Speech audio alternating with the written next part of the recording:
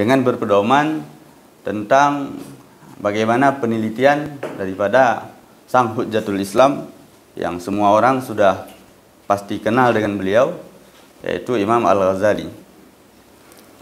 Kemudian pendapat tersebut ataupun hal-hal yang sudah dikembangkan oleh Imam Al-Ghazali ini juga ternyata dikembangkan oleh ulama abad modern sekarang.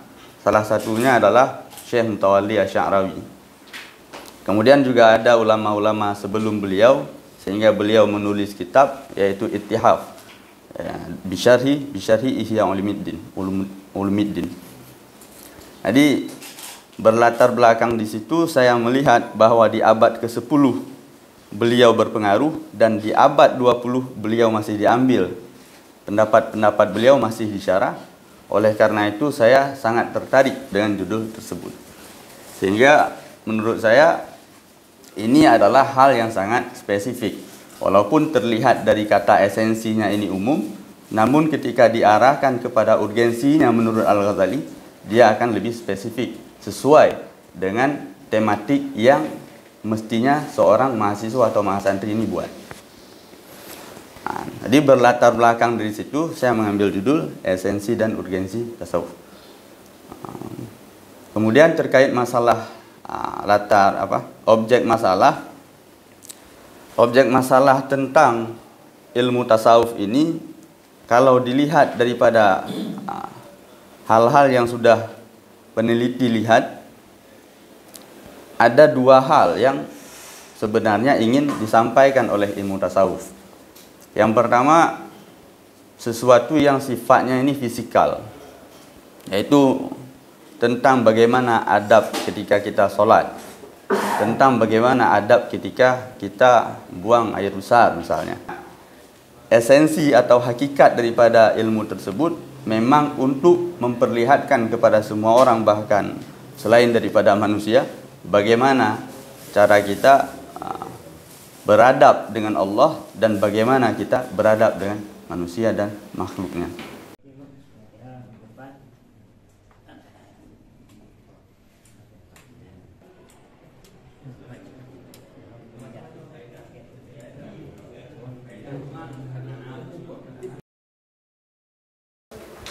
Ternyata silsilah Syatariyah yang berkembang di Acehnya yang tidak semuanya bersanad kepada Syekh Abdul Rauf Singkili. Bahkan lihat tak kaji-kaji dan lihat tak galan-galan pada buku yang dah baca, bahkan perkembangan silsilah tarikat Syatariyah yang bersumber dari Syekh Abdul Rauf Singkili di Acehnya sangat minim. Jadi hanya kesinambungan. Bahkan yang pertama, karena waktu masa Syekh Abdul Rauf Singkili nyan le ulama-ulama Aceh bawa tenyan, le ulama-ulama Aceh bawa tenyan yang yang mengambil langsung tarikat Syatariyahnya langsung kepada Al-Qushashi dan kepada Ibrahim Al-Qurani di Mekah. Jadi kan melalui Syekh Abdul Rauf Singkili. Ya, tak kalian. Abdul Rauf bukanlah satu-satunya penghubung tarikat Syatariyah dari dunia Islam, dalam kurung Mekah dan Madinah, ke dunia Melayu Nusantara. Beberapa naskah koleksi Tanah Abiyah menyebutkan murid-murid tarikat Syatariyah di sana tanpa jalur Abdul Rauf Al-Fansuri, sebagaimana yang disebutkan oleh Oman Fathur Rahman dan Fakriyati dalam penelitian yang berbeda, bahwa silsilah tarikat Syatariyah Tanah Abiyah melalui jalur yang berbeda dengan silsilah tarikat Syatariyah Abdul Rauf Al-Fansuri. Kiban silsilah haji, silsilah tarikat Syatariyah Abu Danabe, beliau gecok dari Abu Dahlan, diterima daripada Tunku Abdul Wahab. Abu Dahlan maksudnya murid Abu Danabe. Beliau menerima daripada Tunku Abdul Wahab. Kemudian Abdul Wahab menerima tarikat tersebut daripada Muhammad As-Sa'ad, bukan daripada Abdul Rauf Asingkili. Kemudian Muhammad As-Sa'ad beliau mengambil tarikat Syatariyah tersebut daripada Muhammad Sa'ad bin Tahir, dan hingga seterusnya kepada Sayyidina Ali bin Abi Thalib. Maka daripada halnya kita pahami yang bahwa silsilah yang na Abu Wahab Tanah Abe, Abu Selimu di Tanah Abe, nyan bukanlah melalui daripada Syekh Abdul Rauf Asingkili. Kemudian bahkan di dalam buku yang lain, peranan tarikat yang melalui sanad Syekh Abdul Rauf Asingkili yang na di Acehnya untuk sekarang sangat susah. Mungkin pada pergahana sangat susah untuk tamita jejak ji. Begitu juga silsilah sanad Tunku Khatib Langgian Aceh Bidiyah dan silsilah sanad Habib Muda Senagan di Nagaraya. Salah satu cara untuk menelusuri pengaruh perkembangan tarikat Syatariah terhadap tradisi sufi di Aceh dapat ditelusuri melalui silsilah sanad yang terdapat pada tarikat Syatariah yang berkembang di Aceh. Menyangkut dengan silsilah sanad tarikat Syatariah yang berkembang di Aceh, penelitian telah juga dilakukan oleh Oman Fathur Rahman dalam karyanya Syatariah Silsilah in Aceh, Java and the Lanau Area Mindanao. Hasil penelitian Oman Fathur Rahman ini walaupun belum meneliti secara keseluruhan setiap tarikat yang ada di seluruh Aceh, namun dapat dianggap telah cukup memadai untuk melihat bagaimana pengaruh dan perkembangan tarikat Syatariah di tanah Aceh. Berikut adalah silsilah sanadnya. Yang Kiban payah dah baca. Ya. Yang payah tulis. Yang berkaitan dengan tarikat Syatariah perkembangan di Aceh. Kemudian yang menjadi fokus tarikat Syatariah di Darussalam. Yang bak silsilahnya na tarikat yang bersambung dengan Habib Muda Senagan, Syekh Abdul Rauf Asingkili. Kemudian yang nana kamu temu buku ji ataupun data ji. Kemudian yang terakhir adalah silsilah tarikat Syatariah yang bersambung kepada Abu Qudakrum. Jadi beliau itu mengambil daripada Tunku Abi ataupun Abi Hanafiyah bin Abbas Samalanga.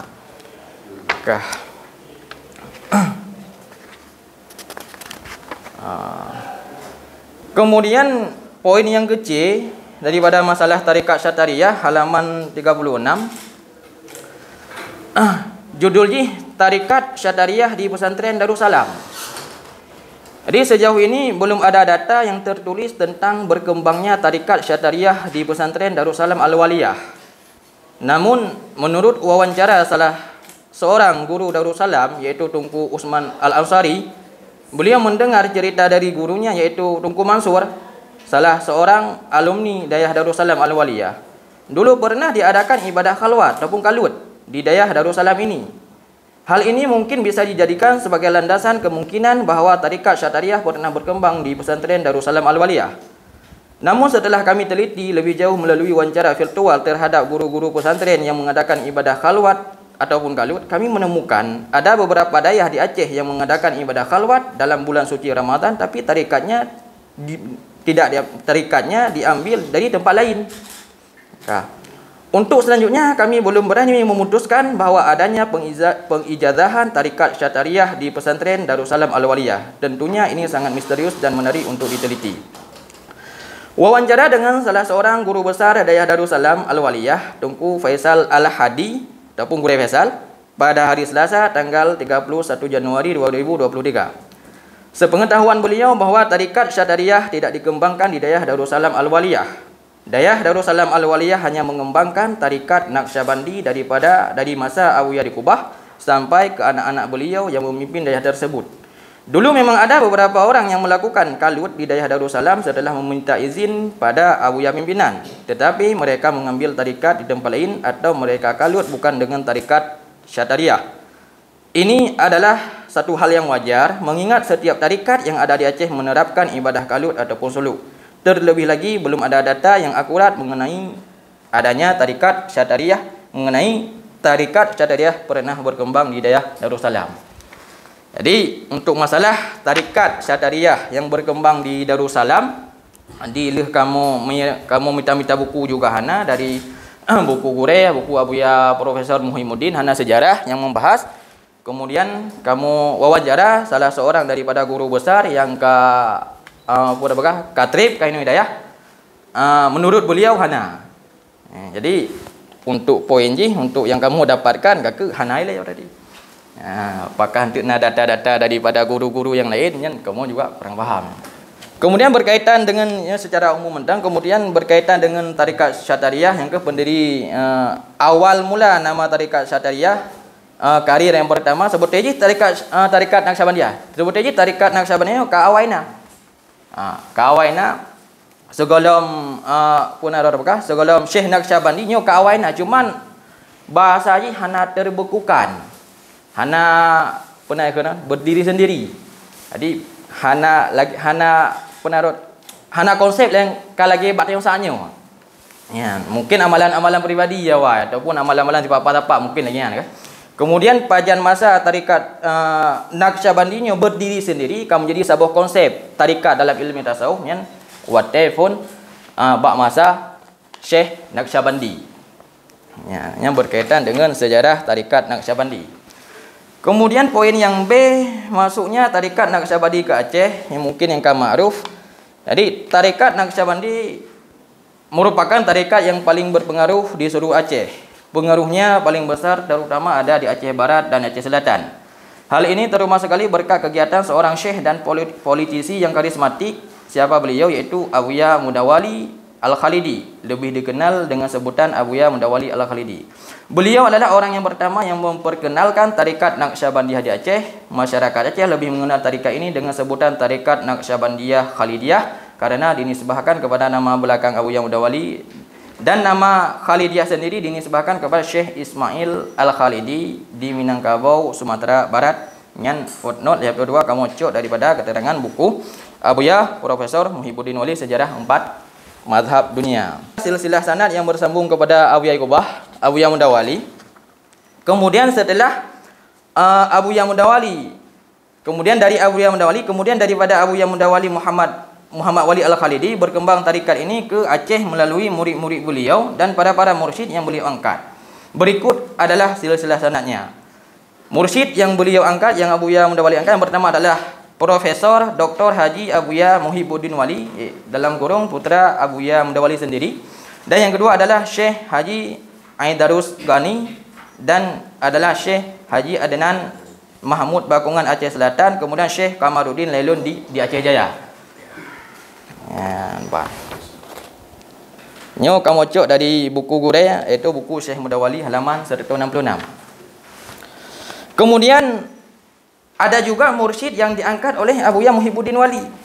Lagi contoh Syekh Tunku Haji Jailani Musa. Beliau adalah orang yang mengembangkan tarikat Naqsyabandiyah di Kota Fajar. Jadi di Kota Fajar kamu wakili oleh Kojina. Di Kota Fajar, yaitu kamu wakili oleh Syekh Tunku Haji Jailani Musa. Kemudian yang kedua Syekh Tunku Haji Abdul Hamid Melabuh, di Melabuh. Kemudian Syekh Hasan di Lamno. Kemudian anak Abuya Mudawali Dr. Handes Abuya Jamaluddin Wali.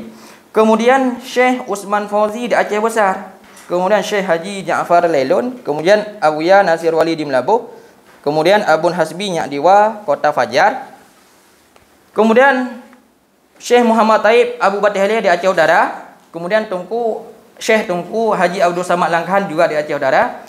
Kemudian Syekh Tunku Haji Abdul Wahab Matang Perlak di Aceh Timur. Kemudian Syekh Tunku Haji Karimuddin Alubili di Aceh Utara. Kemudian Alaidin bin Haji Aidarus Al-Ghani Al-Kamfari Padang. Kemudian Syekh Tunku Haji Adnan Al-Haitami di Lampuyang Padang Syed.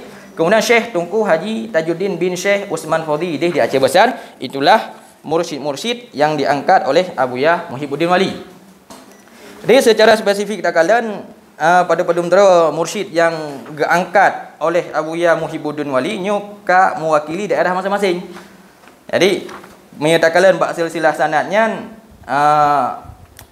perkembangan tarikat Syatariah nyuk karena Kota Fajar, Labuh, Lamno dan lain-lainnya sebagaimana dalam silsilah sanadnya. Kemudian mursyid yang diangkat oleh Abuya Jamaluddin Wali yang bernama Syekh Haji Hasanul Basri, yang kan Bahari Basri. Itu Abu Mudi. Goknyan di Samalenga, Ibirian, Aceh Jumpa. Kemudian Tunku Muhammad Zuhdi Kamaruddin LCMA di Aceh Utara. Kemudian Abu Haji Muhammad Daud Al-Yusufi di Kota Fajar. Dari silsilah sanad di atas bisa disimpulkan yang bahwa begitu pesatnya tarekat ini berkembang di Aceh. Ini bisa dibuktikan hampir seluruh pelosok Aceh mempunyai mursyid tarekat Naqsyabandiyah, baik yang diangkat langsung oleh Abu Ya Mudawali ataupun yang diangkat oleh anak-anak murid beliau. Mungkin kenyan berkaitan dengan penyebaran ataupun perkembangan tarekat Naqsyabandi di bumi Aceh. Tarekat Syadhariyah dan Naqsyabandiyah di Aceh masih eksis karena pengikutnya sering mengikuti zikrullah, mengingat Allah. Mana zikrullah, mengingat Allah. Dan kegiatan keagamaan lainnya yang dipusatkan di daerah-daerah tarekat dan di balai-balai pengajian di desa-desa. Terutama dalam setiap bulan Ramadan adanya ibadah khalwat ataupun suluk yang dilaksanakan di daerah-daerah tersebut. Seperti halnya di daerah Darussalam, di daerah Darul Munawarah Kota Krung, daerah Ruhul Fatah Selimum, seperti ini daerah Ruhul Fatah na bab pembahasan likut berkaitan dengan tarekat Syadhariyah Sid, sebagaimana daerah Abu Kota Krung. Daerah Ruhul Fatah Selimum, daerah Darussalam Al-Waliyah dan lain-lainnya. Dan juga faktor yang lain yang membuat dua tarekat ini masih eksis sampai sekarang adalah banyaknya ulama-ulama yang menyebarkan dua tarekat ini di daerahnya masing-masing, seperti yang terlihat dalam silsilah sanad yang kami kemukakan di bab keempat. Adapun zikir yang dimaksud bagi penganut tarekat Syadhariyah dan Naqsyabandiyah adalah konsepnya zikrullah, mengingat Allah. Walaupun berbedaan tu dari zikir abah ataupun zikir hati ya. Tapi konsepnya sama, yaitu sama-sama mengingat Allah. Yang yang kamu pegang penelitiannya berkaitan dengan silsilah yang berkembang di Aceh. Bila kamu baca buku Fathur Rahman, Omar Fathur Rahman, ternyata ada silsilah yang bersambung kepada Habib Muda Senaga. Bukan dacoknya. Karena haba Habib Muda Senaganya anak bermasalah awal-awal deh, ya kan? Anak bermasalah. Man dodo apakah anak isu-isu yang kan pergi anak berkaitan dengan awal di. Yang mana? Menyetik di kamu yang kontroversi anak kamu cok di. Yang mana? Tidak kontroversi kan? Yang anak kamu cok di. Di zuhud, orang yang zuhud tidak merasa senang dengan berlimpah ruahnya harta dan tidak merasa susah dengan kehilangannya. Pertanyaan lalu, apa yang dirasakan oleh orang zuhud itu ketika dapat nikmat atau hilangnya nikmat sama mereka? Apa yang mereka rasakan? Ketenangan. Karena ketika berlimpah ruah harta dia tidak terlalu merasa senang, ketika hilang harta pun tidak merasa senang. Berarti tenang, karena antara senang dengan tenang itu kan beda. Ini temanya implementasi nilai-nilai tasawuf untuk meningkatkan minat belajar santri kan. Jadi perlu ada revalensi hubungan, kaitan antara ilmu tasawuf itu dengan pendidikan, Di halaman 3 relevansi nilai-nilai tasawuf dengan problem manusia modern. Jadi yang kita inginkan sekarang relevansi ilmu tasawuf dengan pendidikan daya. Terus kenapa disinggung sampai kepada dunia modern? Ada apa lagi nih? Untuk apa merembet sampai kepada dunia ini dunia itu? Sekarang sebab fokus kajian implementasi tasawuf di pesantren. Maka yang perlu adalah hubungan keduanya. Itu yang pertama. Dijawab nanti atau nggak dijawab dikaji boleh juga kan. Saya hanya sekali jadi. Halaman 14 dengan halaman 24. Halaman 14 bentuk nilai-nilai tasawuf. Ada takwa dan seterusnya.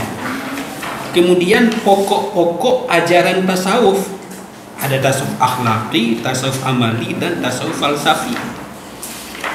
Jadi pokok-pokok ajaran tasawuf akhlaki, tasawuf amali, tasawuf falsafi, itu apakah pokok-pokok ajaran tasawuf atau aliran-aliran dalam ilmu tasawuf? Seharusnya takwa itu yang jadi pokok ajaran tasawuf, itulah takwa, sabar dan seterusnya. Ini gimana? Tidak, bertemu di ruang belajar tidak, bertemu di pembinaan tidak. Istilah yang lain bagi ulama tasawuf ialah adat. Adatnya sama dengan tingkah laku, gerak-gerik tindakanlah syariat nanti. Sama dengan sembahyang kendih apa? Sembahyang puasa tu. Jadi nanti syariat. Sementara Ubudiyah adalah tarekat. dan ubadah adalah hakikat. Mu'tazilah juga ada perbedaan antara ubudiyah dengan ubadah. Kalau ubudiyah memang tak pelaku ibadah dengan dasar seolah-olah karena terpaksa baju. Tapi berbeda dengan ubadah. Ubadah memang dengan sukarela hati dan tidak merasa lagi keberatan-keberatan pada jiwa dengan hakikat. Yang cuma dinuturkan sebagai contoh bahwa perbedaan antara syariat dan hakikat. Yang 4 referensi ji? Yang ke referensi ji yang sampai nomor 2 lagi padanya. Maka tidak dilakukan lagi padanya, sama dengan yang dalam buku Abu Profesor tentang masalah sejarah 4 rekat dosa dunia. Yang buku sih rangkang. Penerapan nilai-nilai tasawuf dalam aktivitas jual beli masyarakat di Sabang Poro, Kecamatan Labuhan Haji Barat, Aceh Selatan. Jadi hal-hal yang melatar belakangi pengertian tersebut, permasalahannya adalah jual beli yang menjadi solusinya adalah tasawuf. Jadi jual beli tersebut merupakan suatu kegiatan muamalah yang melekat pada kehidupan masyarakat dari zaman terdahulu sampai sekarang. Dan jual beli tersebut juga merupakan suatu sarana untuk melakukan kezaliman seperti penipuan, pengambilan untung yang tidak sesuai, dan lain sebagainya. Maka dengan tasawuf diharapkan dapat untuk merubah sifat tercela, karena modal pertama dari semua kesuksesan berupa bisnis, rumah tangga, karir bukanlah finansial, tapi hati yang bersih, indah, kaya kebaikan, penuh sabar, tawakal, semua itu menjadi magnet rezeki dalam kehidupan kita. Masya Allah. Allah Akbar.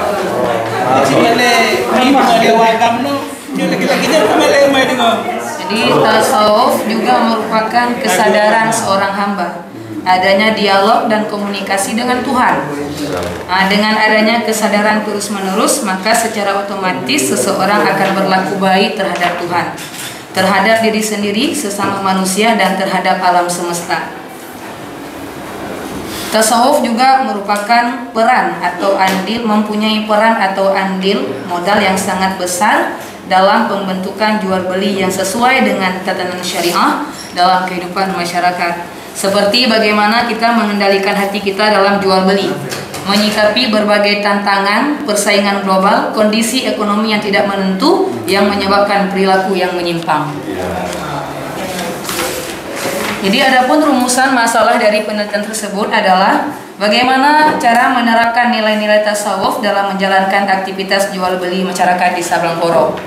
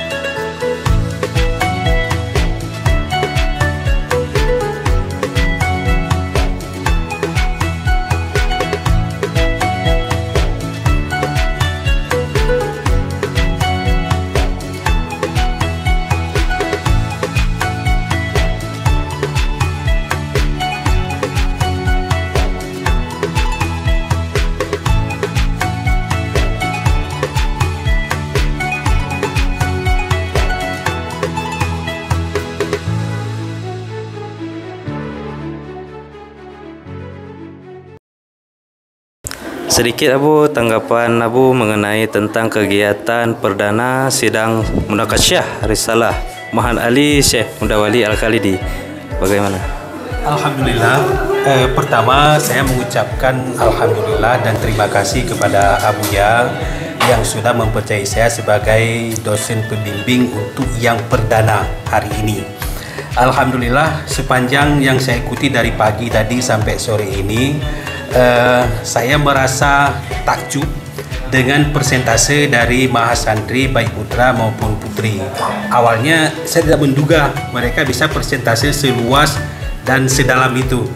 Tetapi ternyata waktu kita gali lebih dalam, lebih luas, mereka bisa mensyarahnya dengan berbagai referensi-referensi yang sangat-sangat bagus. Untuk harapan ke depannya bagaimana?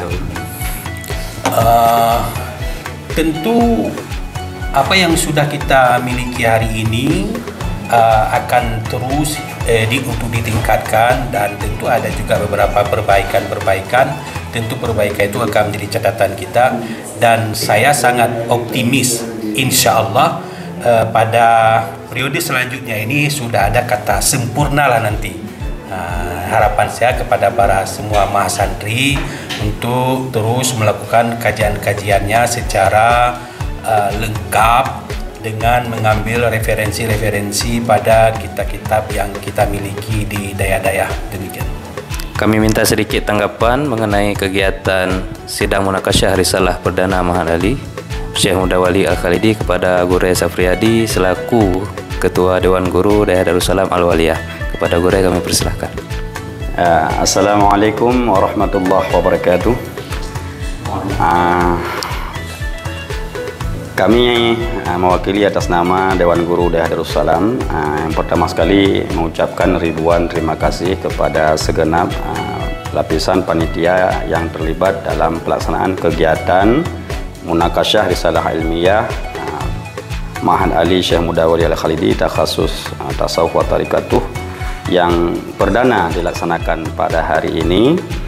Alhamdulillah, menurut pengamatan kami acara ini berjalan lancar dan sukses dari awal hingga akhir, di mana kita telah menyaksikan bersama tadi dari awal pembukaannya turut dihadiri langsung oleh Abuya pimpinan Daerah Darussalam, Abuya Haji Mordi Wali, juga Abi Hidayat, juga hadir Mudir Mahat Ali, Tunku Ivan Wahyudi LC, juga dosen-dosen penguji, dan alhamdulillah pada hari ini kita melaksanakan sidang munakasyah yang perdana untuk Mahat Ali Syekh Mudawali yang menjadi sebagai syarat akademik, menjadi tugas akhir akademik santri Mahat Ali dalam mempertanggungjawabkan hasil karya penulisan penelitian ilmiahnya di hadapan para dosen penguji, sebagaimana yang telah kita saksikan tadi dari pagi jam 9 selesai hingga menjelang asar. Untuk tahap awal kita sudah melaksanakan sidang skripsi ini oleh 5 orang mahasantri.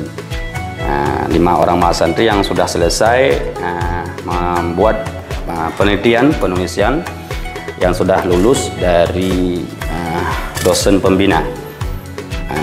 Yang pertama tadi kita sudah menyaksikan pemaparan presentasi hasil karya tulis dari Tunku Munawar Mufti dengan judul skripsinya Esensi Tasawuf, dan urgensinya menurut konsep Imam Al-Ghazali.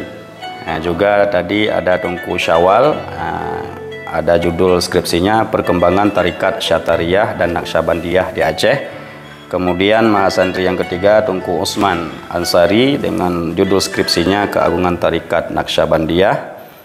Juga ada 2 orang santriwati mahasantri kita juga, yaitu Tunku Nur Hafizah dengan judul skripsinya Penerapan Nilai-Nilai Tasawuf dalam Aktivitas Jual Beli Gampung Blamporoh. Yang terakhir tadi santriwati juga Syahadah, santriwati Daerah Darussalam, juga menjadi guru yang mengajar di Daerah Darussalam. Sudah berkeluarga, bahkan sudah punya anak, punya suami, tapi tak patah semangatnya untuk mengejar pendidikannya sampai lulus, dan tadi sudah melakukan presentasi skripsinya dengan judul Implementasi Nilai Tasawuf untuk meningkatkan minat pelajar pesantren. Dari pengamatan kami selaku Dewan Guru, hasil presentasi dan penjabaran dari masing-masing mahasantri sungguh bagus, luar biasa, dengan keterbatasan yang mereka miliki baik dalam operasional komputer, operasional laptop. Mereka mampu menulis hampir lengkap, baik dari segi literatur, baik pengumpulan data atau metode pengumpulan data yang mereka lakukan, penelitian dan wawancara interview ke lapangan. Tadi bahkan sangat bagus, ada santriwati Nur Hafizah, dia sampai meneliti ke desa-desa Blamporo, ke Gesi, lengkap sampai jumlah detail pedagang, petani, nelayan ada di masyarakat Blamporo. Sedang membuat penelitian bagaimana supaya nilai-nilai tasawuf seperti konsep ikhlas, ridha, qanaah dalam mencari rezeki itu sangat penting. Jangan sampai diabaikan, apalagi masyarakat Blamporo ini tinggal berdampingan bertetangga dengan Darussalam. Kita maunya nyata supaya ilmu yang berkembang di Darussalam terutama dalam bidang tasawuf juga pengamalan tarekat itu ikut terasa kepada masyarakat sekitarnya. Kemudian memang banyak hal-hal yang kurang karena ini kan baru perdana, tentu usaha awal tidak ada yang maksimal. Tetap ada kekurangan, kita mencatat itu banyak masukan-masukan dari dosen penguji itu baik dalam sistematika penulisan, tentang format penulisan. Itu wajar, maklumlah kita santri masih gaptek kadang sebagian, gap teknologi, kekurangan tentang IT. Tapi sudah bagi saya itu luar biasa karena yang intinya kita ingin mengangkat tema-tema tasawuf atau kiat-kiat kajian tasawuf, juga kaifiat-kaifiat tasawuf yang berkembang di Darussalam supaya sederhana dan praktis dapat dicerna oleh masyarakat pada umumnya. Jadi kami tidak terlalu formal, acara-acara sidang hari ini tidak terlalu formal seperti formalitas di kuliah umum lainnya. Intinya yang penting karya tulis ilmiah ini pokoknya ada judul, ada latar belakang rumusan abstraknya, kemudian penulisannya jelas, ada daftar isi, ada rangkuman dan kesimpulan, juga ada saran-saran dan referensinya lengkap tertulis. Yang inti pada akhirnya bahwa mahasantri yang telah mengikuti sidang ini mereka adalah mahasantri yang belajar aktif di daerah Darussalam dalam lembaga Ma'had Ali selama 4 tahun. Mereka belajar, hasil ilmu yang mereka belajar dan hasil karya tulisnya sudah selesai dan mereka patut dan layak diberi gelar S1, strata S1 atau SAG, kita diberi titelnya. Dan rata-rata mahasantri yang mengikuti tes hari ini mereka itu sudah belajar di daerah Darussalam tamatan ibtidaiyah, sanawiyah, aliyah dan sampai mengajar. Jadi mereka rata-rata punya bobot kemampuan secara kualitas sudah belajar di Darussalam selama 12 tahun. Maka sangat pantas dan negara telah memberi legalitas dengan hadirnya Ma'had Ali ini sebagai ruang untuk mengekspresi bobot kemampuan mereka, ilmu mereka dapat dijabarkan dalam tulisan sehingga ilmu mereka nanti diakui dan bermanfaat di masyarakat umum. Barangkali ada pertanyaan dari panitia pelaksana, dari apa kendala-kendala dan masukan? Kalau dari segi sidang mungkin kedepannya kita akan lebih mengarahkan mahasantri ini ke tahapan munakasyahnya, sebagaimana yang telah tertera di belakang, sidang munakasyah risalah ilmiah. Jadi kita akan lebih mentargetkan kepada hal yang sifatnya munakasyah atau diskusi langsung dengan para dosen pembimbing atau dosen penguji. Mungkin itu yang bisa ditanggapi untuk sekarang. Sambilan kita menunggu tanggapan dari mahasantri atau dosen-dosen yang lain. Baiklah, untuk tahapan sidang munakasyah selanjutnya, untuk tanggapan kami dari Dewan Guru meminta tolong kepada Badan Eksekutif Mahasantri supaya tata laksana sidang munakasyah untuk jadwal ke depan, karena kita kan kurang lebih ada 40 mahasantri yang akan melanjutkan sidang. Hari ini cuma selesai 5 orang. Jadi ini terus bertahap supaya ikut membantu juga menuntaskan dalam pengaturan jadwal yang akan naik sidang, juga jadwal dosen penguji itu dibagi waktu mereka dan berapa orang dalam satu hari, sehingga acara ini selesai. Diharapkan sebelum Ramadan, akhir Sya'ban kita sudah rampung semua, berkasnya sudah kita kumpulkan, dan insya Allah acara wisudanya mereka nanti setelah Syawal selesai semua, dan insya Allah jadi sarjana semua, sarjana agama, bukan sarjana alam gaib, SAG. Kita dapat gelar akademiknya untuk Mahasantri Mahan Ali Syekh Mudawali, gelar akademiknya SAG, sarjana agama. Kemudian harapan kami juga untuk pelaksanaan sidang selanjutnya ini lebih tertib, lebih lengkap fasilitasnya, alat tulis, infokus kita fungsikan, kita pakai. Barangkali ada mahasantri yang ingin menggunakan fasilitas tersebut untuk presentasi. Demikian sedikit tanggapan dari saya mewakili Dewan Guru Daya Darussalam, memberi dukungan penuh. Kami mengucapkan ribuan terima kasih atas pelayanan daripada Badan Eksekutif Mahan Ali, dan kami Dewan Guru sangat berterima kasih atas lancarnya acara ini, dan kami mendoakan semoga ilmunya bermanfaat, sukses semua dunia dan akhirat. Demikian yang dapat saya sampaikan. Assalamualaikum warahmatullahi wabarakatuh.